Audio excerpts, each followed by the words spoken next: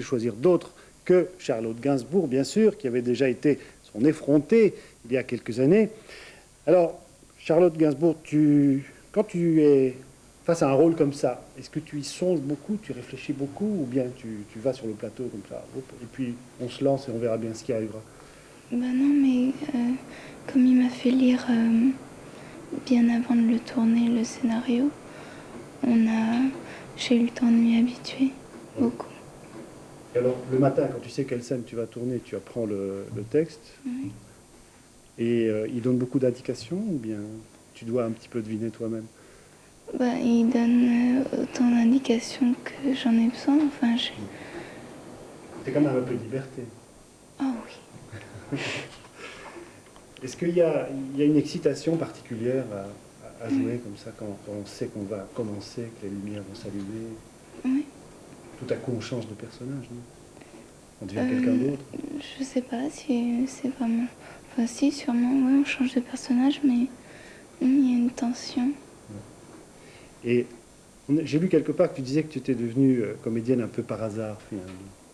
Que c'était pas vraiment une idée que tu avais toujours eue, que c'était un peu comme ça. J'ai pas cherché. On est venu plutôt de chercher, en quelque sorte. Non, enfin, bon, j'ai fait un casting parce que j'avais envie de... Ça m'amusait, mais au départ, j'ai pas cherché vraiment à faire.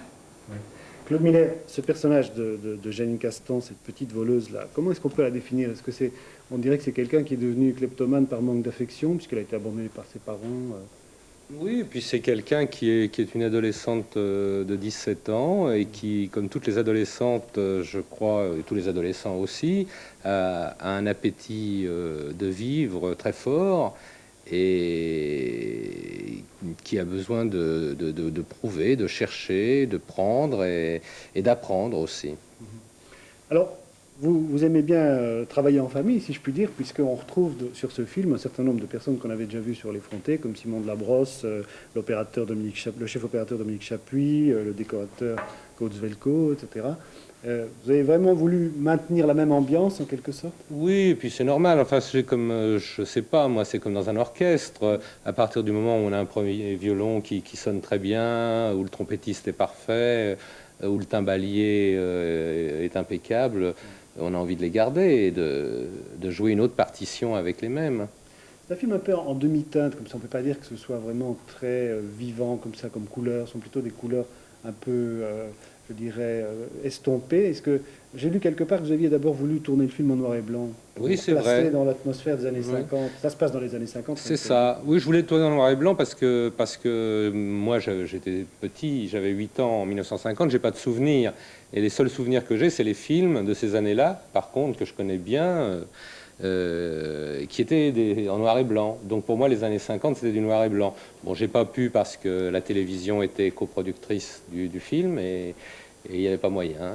Il paraît que les téléspectateurs ne regardent pas les films en noir et blanc. Alors, j'ai pas pu, mais j'ai cherché, disons, à trouver des couleurs, en tout cas qui ne soient pas agressives. J'ai regardé des photos de Douaneau en couleur et j'ai essayé d'imiter un petit peu cette palette-là.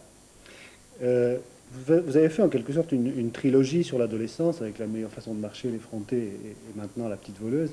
Un peu comme d'ailleurs Truffaut lui aussi avait fait une trilogie avec L'argent de poche, Les 400 coups et L'enfant sauvage, dans lequel vous avez d'ailleurs joué, je crois. Mais ce rapprochement qu'on fait tout le temps avec Truffaut, c'est normal, puisque le synopsis avait été écrit par Truffaut. Ça vous embête un peu, ou bien Ah bah, c'est une sorte d'hommage que vous lui rendez? Ça m'embête pas du tout, non. Il se trouve que il y a ce qu'on appelle une espèce de familiarité d'esprit. Je suppose que les thèmes qui intéressaient François, que ce soit justement, oui, l'adolescence ou l'apprentissage de la vie, ce sont des thèmes qui m'intéressent aussi. Voilà. Bien. Alors, avant d'aller plus loin, on va garder un extrait de cette petite voleuse. Janine, c'est donc cette petite voleuse abandonnée parce que ses parents, disons, ont un peu trop eu de sympathie pour les Allemands.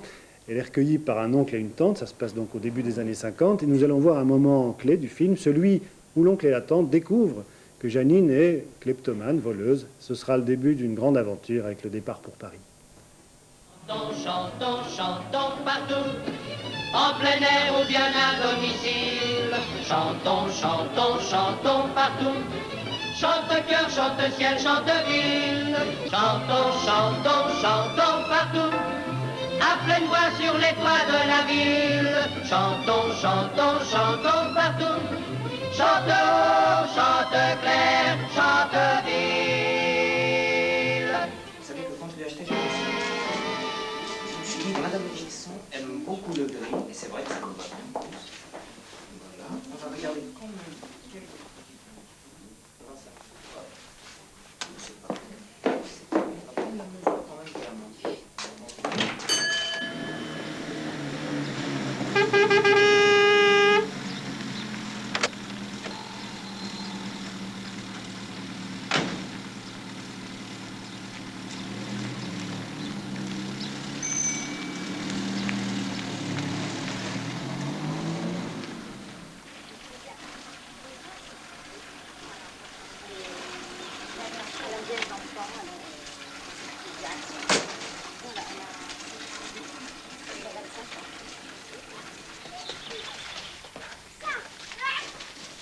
T'as pas attendu pour souper, hein, Janine, on s'excuse? C'est pas grave, j'ai pas faim. On t'a jamais faim, toi, on dirait pas que t'as connu la guerre. Tu poseras ton fourbi, hein, tu viendras m'aider. Ouais. T'entends, grande seringue, commence pas à flémarder, hein, c'est pas l'heure. J'arrive. Bonsoir. Bonsoir qui? Bonsoir mon chien. Bonsoir, tonton. T'as pas soupé? Si, j'ai goûté. Ah, goûter, c'est pas souper. Remarque que je m'en fous, hein. Si tu veux garder la ligne haricot vert, C'est quoi, une haricot vert? c'est le New Look, le genre sac d'os.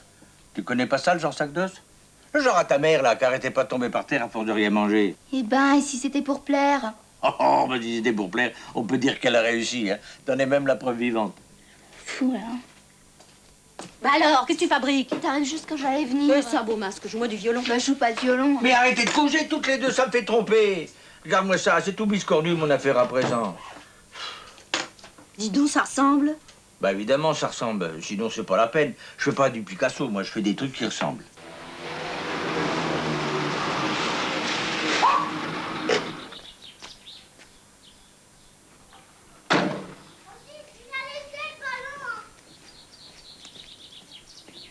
Je ne m'énerve pas, monsieur. Je vous demande seulement si vous avez des preuves. J'en ai, madame. J'ai le témoignage d'une cliente qui a vu votre Et fille. d'abord, Janine, c'est pas ma fille, c'est ma nièce, Primo.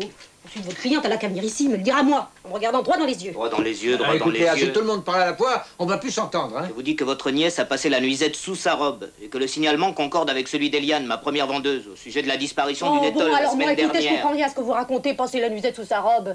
Puis c'est quoi une étole, d'abord? Mais madame, une étole... Parce qu'aujourd'hui, c'est une petite nuisette en simili qui va chercher dans les 14 000. Mais la semaine dernière, c'est un renard à plus de 100 000 qu'elle nous a fauché. Plus de 100 000. Non, mais dites, il était fabriqué en quoi, votre renard? Oh, puis on a qu'à fouiller sa chambre après tout.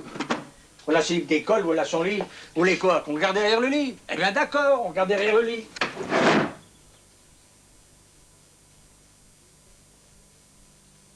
Merde alors.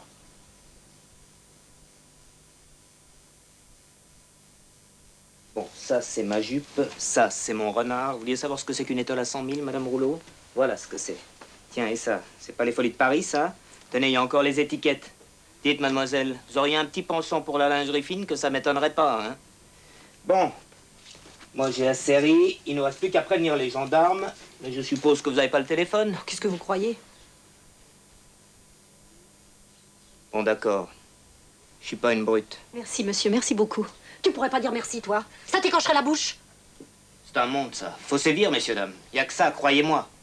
Enfin, le principal pour moi, c'est que j'ai récupéré la marchandise. Ouais, même celle qui est pas à lui.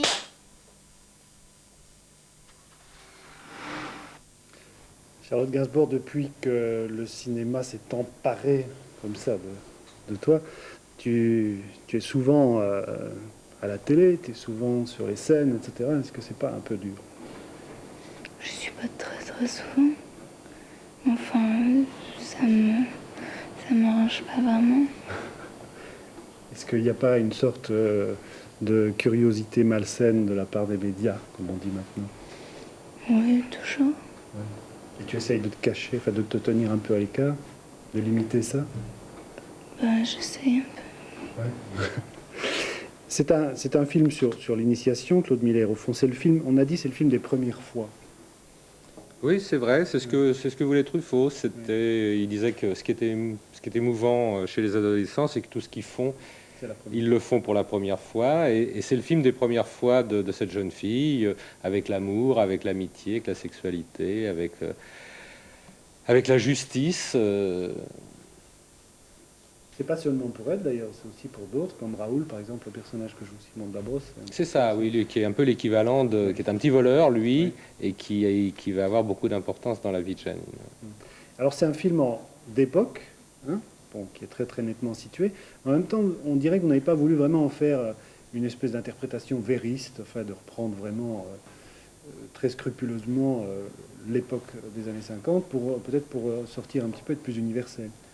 Oui, si vous voulez, c'est vrai. C'est vrai que je me méfie des films qui sont des films en costume, où la reconstitution, les décors, les voitures, tout ça, ça a plus d'importance que les personnages et les sentiments. C'est les personnages et les sentiments qui m'intéressent. Donc j'ai fait en sorte qu'il n'y ait pas d'anachronisme, qu'il n'y ait pas de faute, mais je me sais pas ce qui m'intéresse vraiment. Ce qui m'intéresse vraiment, c'est les personnages. Bien, ben écoutez, je vous remercie beaucoup d'être venu ce soir parmi nous, après une journée qui a dû être très fatigante pour vous deux et pour bien d'autres. Et je vous conseille vraiment d'aller voir cette petite voleuse, vous allez voir que c'est un moment extraordinaire à passer. On peut fêter Noël ou le jour de l'an en famille ou chez des amis, mais c'est peut-être aussi l'occasion de vous offrir une joyeuse soirée au spectacle, même si vous n'y allez